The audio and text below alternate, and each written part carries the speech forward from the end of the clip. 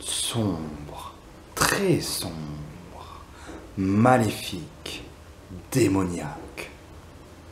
Salut, c'est Gaëtan des éditions Ether et Égrégore et du Cénacle Booktube Ésotérique, et aujourd'hui je te propose ma première chronique de livre.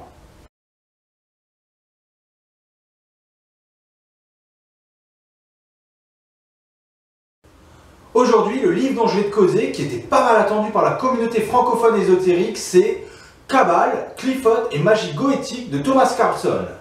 Le bouquin est paru aux éditions Chronos Arenam en 2017 et a été traduit par Julien Bert. Attention, avertissement. Sache, comme c'est ma première chronique, que tu risques sûrement d'y trouver des défauts. Je vais vraiment aller au fond des choses, donc je risque un peu d'être tatillon. Et n'oublie pas, c'est toujours que mon avis.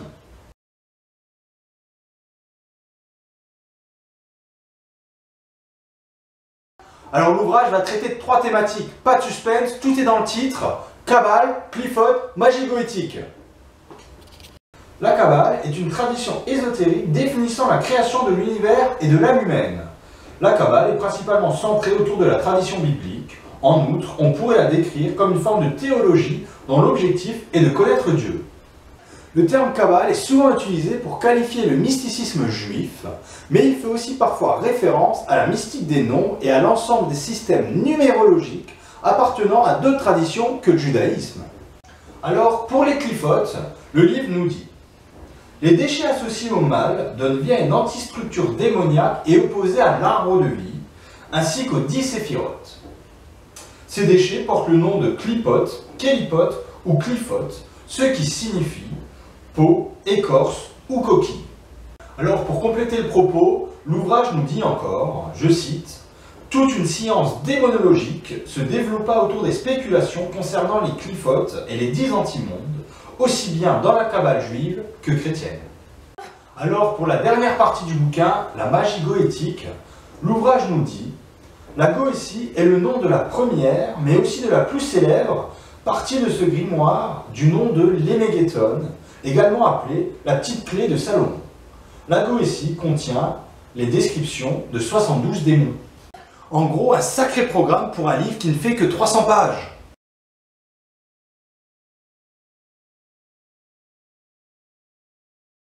Thomas Karlsson est un Suédois né en 1972 et auteur de plusieurs ouvrages qui traitent majoritairement de cabale gothique, de runes et de voyage astral.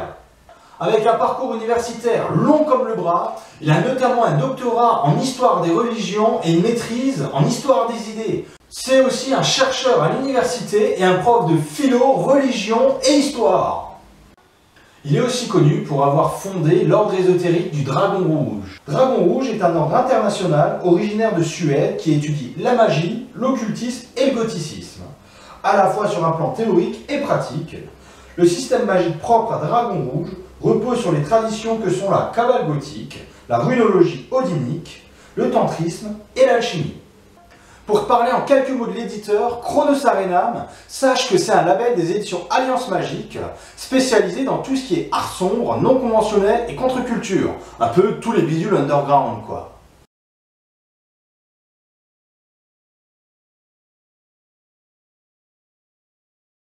Avec ses 300 pages et son prix écrit en gros, 20 €, l'Alliance Magique nous propose un livre dans son format habituel, un format A5. L'objet est solide, le papier de bonne facture, et en plus, le truc très sympa, qui ne mentionne pas tellement, je trouve, c'est que c'est imprimé en France et ça a un label Imprimever. Le seul problème que j'ai trouvé un peu au bouquin, vraiment sur la forme, c'est la place des illustrations. Quelques exemples, l'arbre de vie avant la chute, qui est illustré page 25 et qui est traité page 53. L'arbre de vie avec les correspondances hébraïques, page 41. On a la traduction des lettres, mais pas les caractères. C'est un peu spé. Et je me disais, par contre, si c'était leur place dans l'édition originale, ça aurait été sympa de mettre une petite note de renvoi pour qu'on soit un peu moins paumé. Petit détail et non des moindres, je trouve, le livre est orné de pas mal d'illustrations, mais le problème, c'est que pour s'y repérer, on n'a pas de table d'illustration, justement. Séquence clin d'œil. Bon, je vous avais dit que j'étais un peu tatillon. J'ai décelé une petite erreur, justement dans la maquette du livre, à la fin de l'ouvrage, pour les pubs. On voit que le résumé entre l'introduction à la magie luciférienne et les rites de Lucifer, c'est le même. C'est que l'ouvrage, justement, il commence avec une intro du traducteur, et ça, c'est sympa, ça lui donne de la place, et ça donne une dimension humaine au bouquin. Pour parler de l'écriture et de la construction du bouquin, on voit que ça a été un livre qui a été réfléchi, mûri. Le seul défaut, c'est que il paraît un peu compilation d'articles et il manque d'unité. Par contre, gros point fort du livre, l'écriture est hyper limpide, simple, accessible, et les plus gros concepts de la Kabbale deviennent hyper familiers. Bon, c'est vrai que là, il y a un petit truc qui me chipote un peu dans le livre, justement, c'est qu'on parle pas mal d'hébreu, mais on voit aucun caractère hébreu. Et ça, pour les gens, justement, qui aiment bien bidouiller, voir la racine des mots et faire leur propre avis, c'est dommage.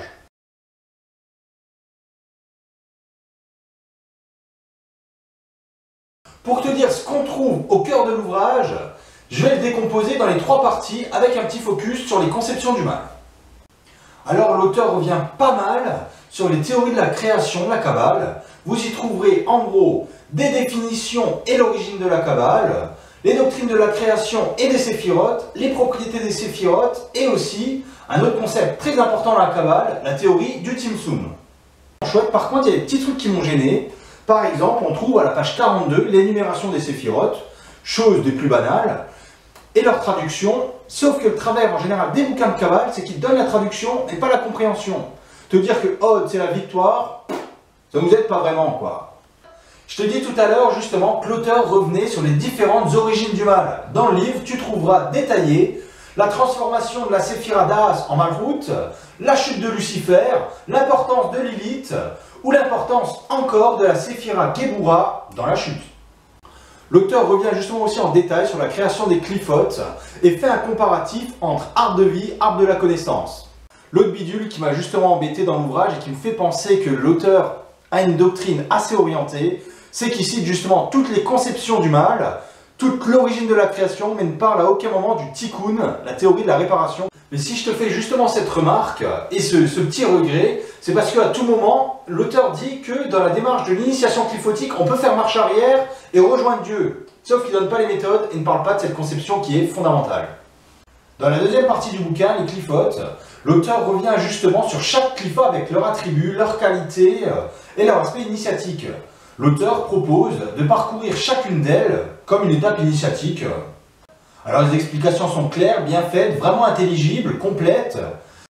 Thomas Carlson propose justement à l'initié une structure rituelle de base avec l'ouverture du cercle et les invocations de chaque clifa. Dans l'ouvrage, l'auteur te propose aussi justement un exemple de méditation clifotique sur un des sentiers. En analysant vraiment un peu le bouquin, on se rend compte, page 46-47, qu'il y a une table de correspondance avec l'arbre de vie et le tarot. Et dans la page justement 185, l'auteur en parle, sauf que ça ne correspond pas avec cette table. Page 174, on te donnera justement une recette d'encens clifotique. Fais gaffe, la plupart des plantes sont toxiques et personne ne le dit. Aussi, des mantras te seront communiqués, mais on ne donnera ni la vocalisation ni la langue. Donc en gros, tu ne sauras pas trop ce que tu racontes et ça... Et sache, ce qui t'attend, c'est écrit page 170, quand tu seras le meilleur initié du monde, tu pourras, je cite, t'extraire de l'univers. Si tu veux une définition de la Goétie, retourne au début de la vidéo. Dans ce gros chapitre, tu trouveras surtout un condensé, non, surtout un condensé. Dans ce chapitre au sens large du terme, tu trouveras surtout un condensé du Lemegethon, du Grimorium Verum et du Dragon Rouge. Majoritairement, tu trouveras la description des 72 démons de la Goétie, avec leurs sceaux, leurs explications et leurs grades. Il t'expliquera comment tracer ton cercle et fabriquer tes outils. Sauf que par exemple, dans les outils, il te donne des sceaux, mais tu sais pas qui c'est quoi. Vraiment, le point fort de cette partie, je trouve, c'est les différentes méthodes de méditation qu'il donne. Elles sont peu développées, mais offrent pas mal de pistes. L'ouvrage te donnera aussi pas mal de renseignements généreux sur la magie, comme pratiquer le jeûne, s'abstenir avant un rituel, sauf que là aussi, il ne te dit pas pourquoi tu dois le faire. Pour conclure cette partie fleuve, on reviendra un peu aussi sur le sens des mots. L'auteur revient justement sur les concepts d'invocation et d'évocation, dommage que ça soit à la fin du livre, et parfois aussi fait une confusion entre adepte et initié.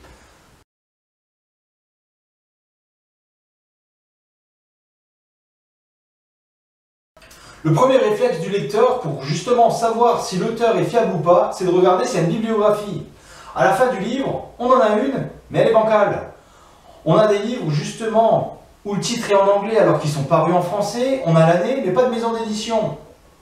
Un des nombreux points forts de l'ouvrage, c'est l'aspect historique des différents courants et des différentes pensées des kabbalistes. L'ouvrage propose pas mal de citations et elles sont plutôt bien choisies. Par contre, concernant les informations pratiques et les informations sur les clifot et la magie goétique, c'est dommage parce que dans la bibliographie, justement, l'auteur propose pas mal de livres, mais dans le propos, vraiment dans le livre, peu de citations. Je trouve ça un peu dommage. L'auteur, justement, se dissimule beaucoup derrière des magies draconiques, left hand pass ou encore des traditions. Un des avantages, et là où on voit justement où l'auteur est un universitaire, c'est qu'il dresse pas mal de parallèles avec d'autres courants comme le panthéisme, le gnosticisme ou encore les courants néoplatoniciens. Par contre, c'est vrai, il y a des trucs qui me chiffonnent et je vais t'expliquer pourquoi. C'est vrai, c'est un travail universitaire très bien fait, très bien mené, mais parfois il y a des omissions volontaires. Alors l'exemple qui me chiffonne justement en question, c'est Shabbatai Tzvi, l'éminent kabbaliste que l'auteur cite pas mal de fois, mais qui omet complètement son histoire. Alors je vais t'expliquer l'histoire de Shabbatai Tzvi en 2 mots. Shabbatai Tzvi, c'est un éminent kabbaliste à la pensée iconoclaste. Le truc, c'est qu'il s'est autoproclamé messie du peuple juif. Sauf que sous pression musulmane, il s'est converti, et ça a laissé le peuple juif dans un grand désarroi.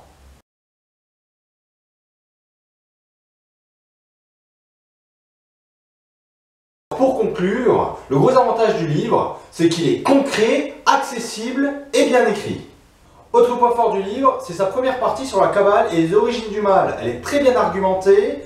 Le seul petit bémol, je trouve, c'est qu'il y a pas mal de citations, mais ça tourne beaucoup autour des mêmes kabbalistes. Mais même si l'idée peut être séduisante, réussir à réduire l'origine de l'humanité au mal et au péché, c'est vrai que l'auteur le fait très bien, mais moi je trouve ça vraiment plutôt dangereux. Bon, c'est mon ressenti personnel, mais plus le temps passe, et plus j'ai l'impression que justement l'auteur ciblait très bien ses sources pour desservir son propos. Par exemple, l'auteur cite très peu les livres sacrés. Alors si tu as envie de suivre cette voie, je te donnerai un conseil, prends ton temps et prends du recul. Parce que pour suivre cette voie qui n'est pas anodine, il faut être bien dans sa tête. Alors dans les informations concrètes et les pistes pratiques, l'auteur te donnera tout un tas d'ingrédients, mais pas la recette. Il te faudra alors chercher, réfléchir, potasser le sujet. Thomas Carlson a fait le choix parfois de proposer des informations incomplètes, comme en donnant seulement les invocations des clifot, mais des 4 premières, et en donnant un exemple de méditation des sentiers, mais seulement un seul. Aurait-il dû aller jusqu'au bout et donner les informations complètes? Ça, je te laisse en juger par toi-même. Vaste programme pour un livre de 300 pages, je te dis, moi je trouve, le pari est plutôt réussi. Et je lui attribue l'appréciation suivante. Vous trouverez justement mon système de notation en barre d'infos. Alors si tu as aimé ou pas, je te propose de laisser ton avis en commentaire, à aimer la chaîne, à t'abonner et à partager la vidéo. Prochaine vidéo, le 8 mars. Salut!